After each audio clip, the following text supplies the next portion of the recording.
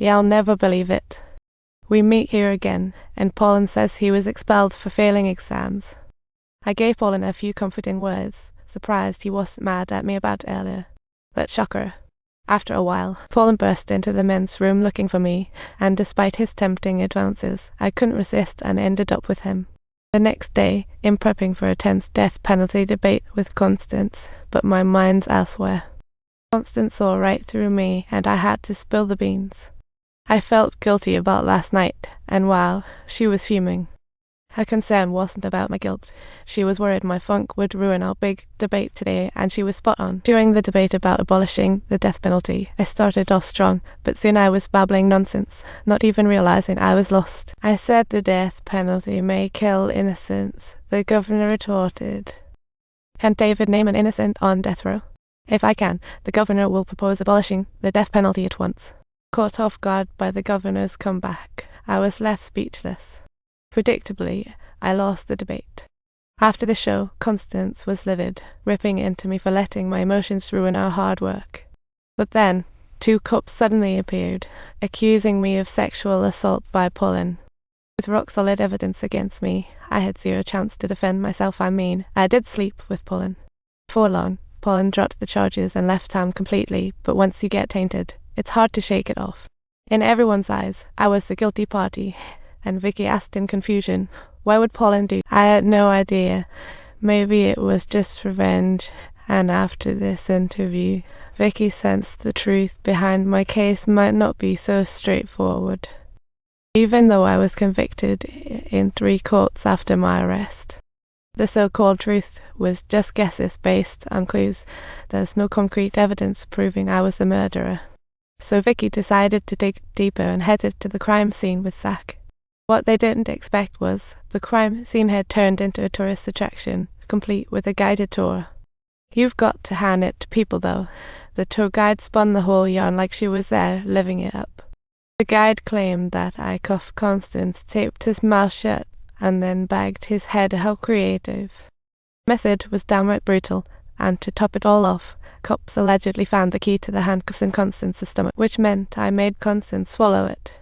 After getting a grasp of the situation, we decided to leave, but soon after, I spotted a pickup truck that looked exactly like the one we saw at the rest area. But it was too dark to see the driver, so I figured it was just a coincidence. The driver took a glance at me and sped off. Then I found myself back at the prison, only this time David wouldn't let me take any notes during the interview. David claimed that he hadn't killed Constance. He stated he was framed by someone.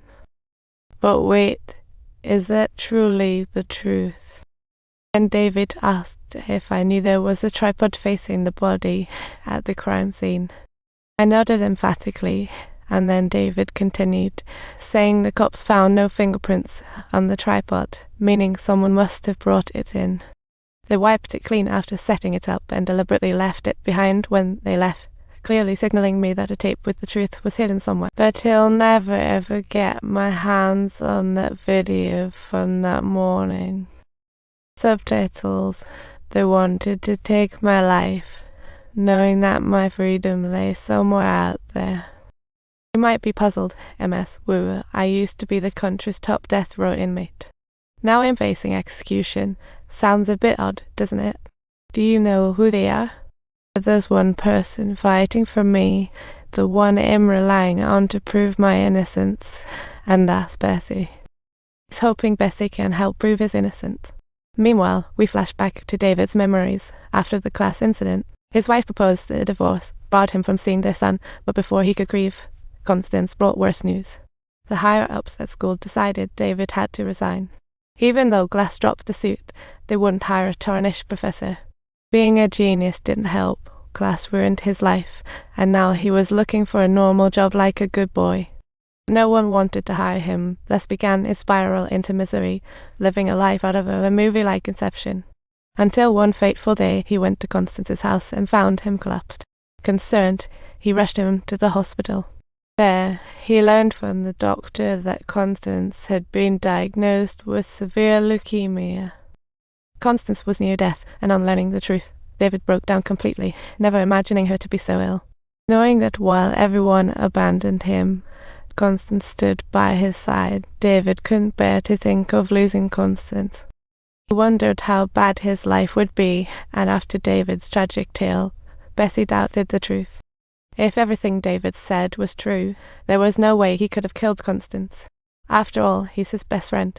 But the truth wasn't as simple as Bessie thought, which ultimately led to David's death sentence. Oddly enough, after all this, many top lawyers offered to help David for free, but he turned them down flat. David seemed set on his current lawyer, which didn't make sense. As a genius prof, he surely could tell a good defense from a bad one.